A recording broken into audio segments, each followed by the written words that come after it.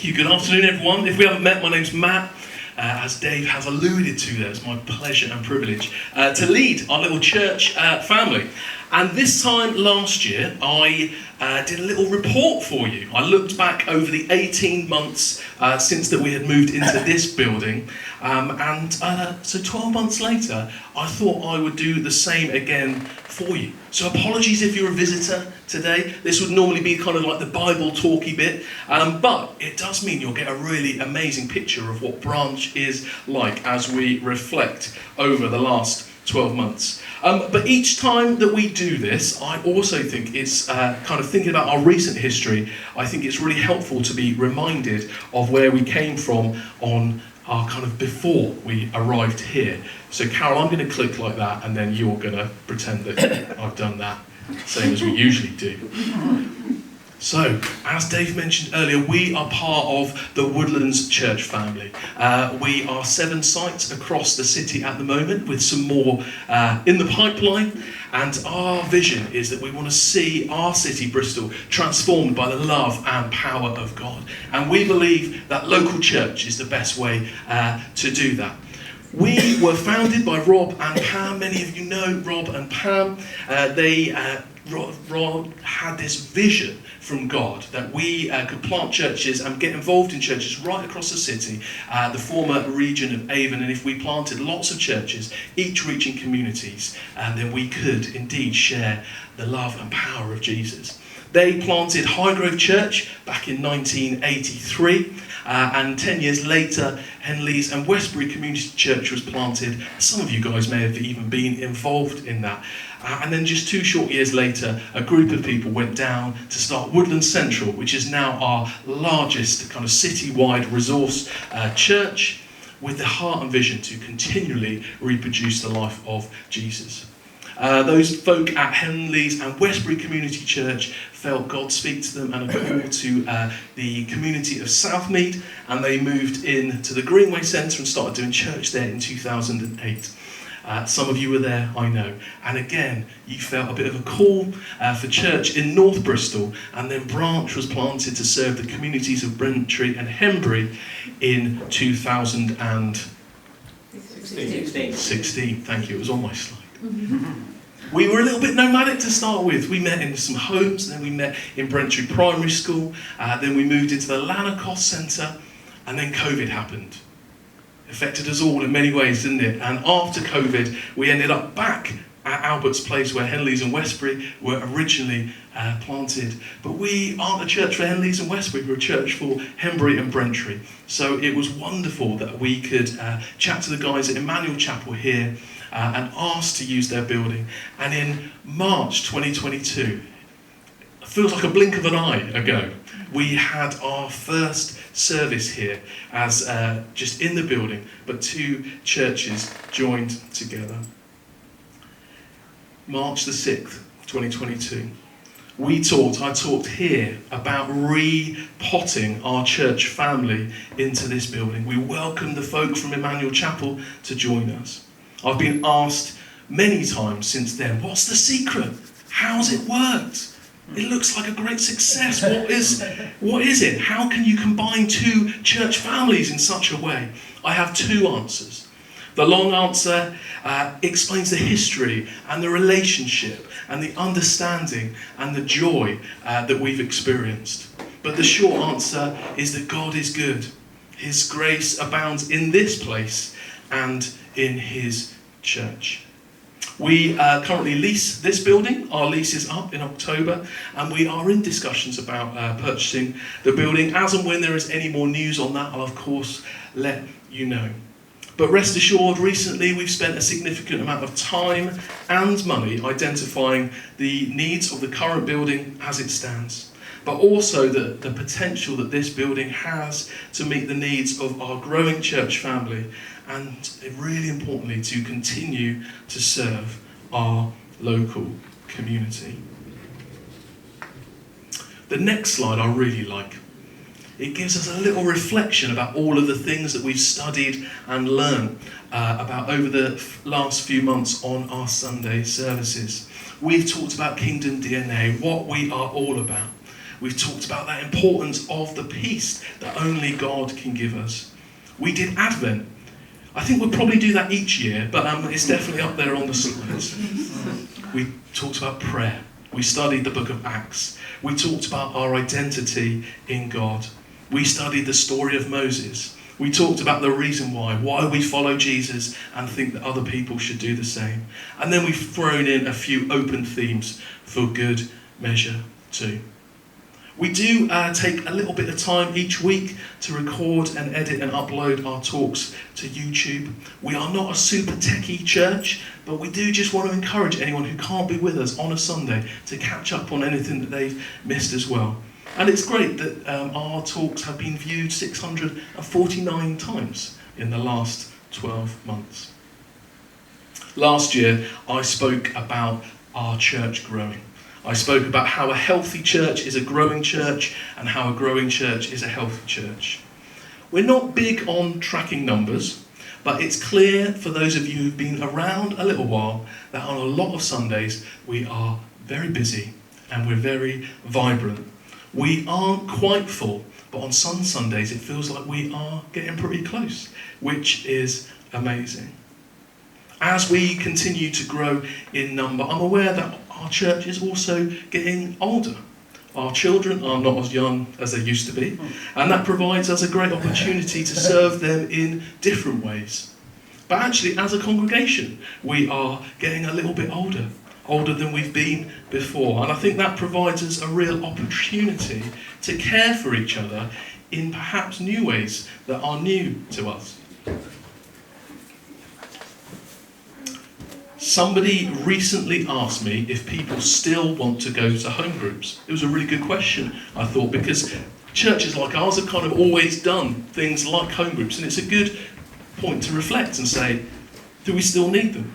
But I think at Branch people really do appreciate them. Over half the adults in our church are connected regularly with a home group or a Bible study. Yes, Lord. I hear you, home groups.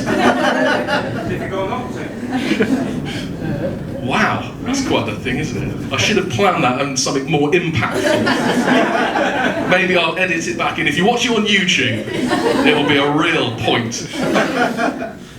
If you're not in a home group, I'd really be keen to know if you'd like to join one. And if loads of people say yes, they would like to join one, then I'm going to need some more people to lead them. But again, that's a great place to be as a growing church, because it's really important part of our discipleship in following Jesus. Last year I showed you a picture, and most of you didn't know what the picture was a tree of. Can anyone remember? Anyone re-guess? Avocado. No, Dave, not avocado. You were here. Sycamore. No, it was a money tree. We were talking about how we wanted to financially invest in our growth as church and also invest in the things that we care about.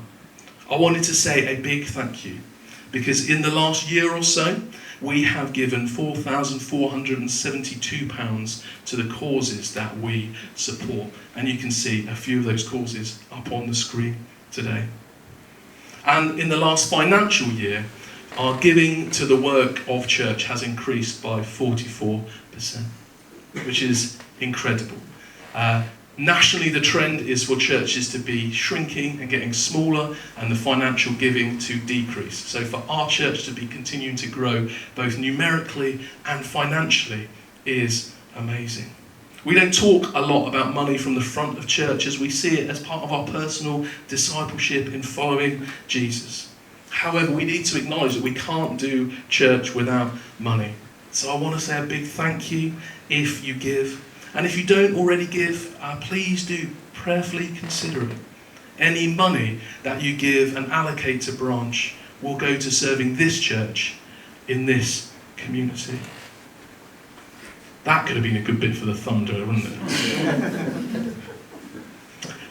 It has been an incredibly busy year for all of our boxes. Again, if you're a visitor, you won't understand what I'm talking about, but we'll explain it in due course. I wanted to say a massive thank you to all of you who make our kind of midweek community initiatives happen, especially Chris and Anne with Natterbox. I think Natterbox is a wonderful picture of God's kingdom, coming alongside people, befriending them, offering them such consistent love and care. And I know a lot of you here at church also love coming along to Natterbox on a Wednesday too. Playbox continues to go from strength to strength. That's our toddler group on a Tuesday morning. A massive thank you to Alice and the team who make that happen. I often say that since we moved Playbox into this building in October 2022, we've had over 90 families come along to our toddler group. And anywhere between 15 and 30 families come each week.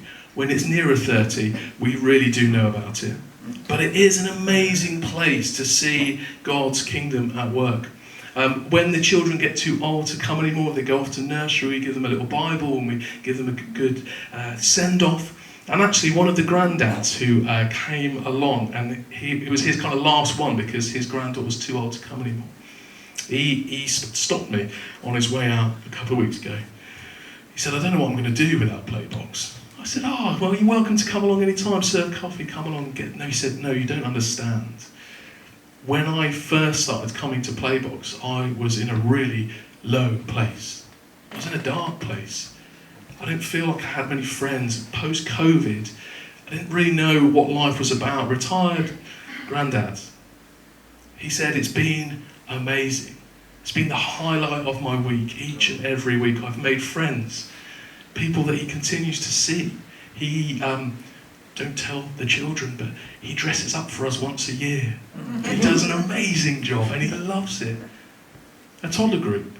Historically, that would be for mums and toddlers. We have loads of blokes, we have loads of grandparents, we have loads of different people coming in. And actually for him, that's God's kingdom at work. Every week he comes in, has a cup of coffee, sits down, has a chat, and people get to know him. It's amazing. If you ever want to come along to Playbox, just to chat to people, or to make tea or coffee, we'd love to have you. As we continue to serve up to 30 families a week, all the help, is much appreciated. So chat to myself or Alice about that. Lunchbox, which is our kind of community lunch initiative. We used to say it's our warm space initiative, but we go all the way through the year because when we tried to stop after it got a bit warmer, everyone who came along said, no, you can't stop, this is amazing. So we serve between 20 and 25 meals each Friday. But it was lovely this year at both Christmas and Easter, just to share a few little thoughts and talks on our reason for the season. It would be great this year to build on those relationships. We'd love to see some people from Lunchbox, from Playbox, from Natterbox along to church on Sundays too. And we're working out what it would look like to do a little kind of Lunchbox Alpha course to explore again more about Jesus with people. As usual, we joined in with a noise in May. It was the last one as we know it. Those of you who were around for our Easter extravaganza, it's a wonderful success. I often say to people that is Branch at its very best. We've had 2 holiday clubs and a dance club, welcoming children and families from the community into this building for food and for fun, and just introducing them to something of Jesus. So as I said, it's been a busy year for all of our initiatives. Last year we also talked about deepening our roots in our relationship with God. We wanted to create more space to hear from him. We've done that a little bit with our 4th Sundays. We kick the kids out early. We have an extended time of worship and response and hearing from God. And we really want to continue to step into that this year. We feel those words from the prophet Joel in Acts 2 are really for us in this season. God says, I will pour out my spirit on all people. Your sons and daughters will prophesy. Your young men will see visions. Your old men will dream dreams. Even on my servants, both men and women, I will pour out my spirit in those days, and they will prophesy. I will show wonders in the heavens above and signs on earth below. We want Branch to be a place where we hear God's voice, We see his wonders and his works happening regularly. It's a place where we can welcome God's Spirit to do what he wants to do. We want to see people meet and encounter Jesus and have their lives changed and transformed by him. We want to see people encounter Jesus again, but we want to see people encounter Jesus for the very first time. It would be amazing, wouldn't it, to see people come to faith in the next year. And we'd love to see some baptisms happen at church too. Let's be praying that this time next year, when I do my September report, I can tell you about all the baptisms we've had and all of the alphas that we've done and people that have met Jesus for the first time. I am so grateful for everybody who volunteers at church to make things happen, both here at church but also in our community as well. We really couldn't do it without you. A couple of weeks ago I spoke about calling, and I asked you just to think about what God might be calling you to in this next season, and exploring with him if there was any way in which you could serve at church. I'd love to hear from you about that. But there are a couple of people here who have agreed to do a little bit more in the next little while. Beth doesn't know I'm going to mention it, but Beth is giving some time over the next few months as a volunteer ministry placement at Branch. She's going to be getting stuck into team, lots of different ways of serving. She's going to be studying at Muller's on a Tuesday as well. So a massive thank you, Beth. I won't bring you up the front because I know you'd hate that, but let's be praying for Beth as she gives time to serve church in the next few months. Sam has become our safeguarding lead. There's a poster with his face on it over there. We'll chat a little bit more. He didn't know about the poster, he knew about becoming a safeguarding lead. Just to clarify. Next week I'll be announcing other people doing things for us. Yeah, we'll talk a little bit more about that in due course, but just to say, in the meantime, if you have any concerns about safeguarding or abuse, then Sam, very kindly, is the person that you can speak to. We have extended the deadline for our application for our children's and community worker. This is just to broaden the pool of candidates, so please do continue to pray for that as we look at how best we can serve both our children at church on a Sunday, but also for all of our community stuff as well. So as I come into land, we often pray, God, your kingdom come. We often talk here at Branch about joining in with what God is doing. So as church continues to grow and continues to flourish, we praise God for his goodness. We point everything back to him and to Jesus. And we say thank you, God, for letting us join in with what you're doing and playing our part as you build your church and your kingdom in Henbury and Braintree.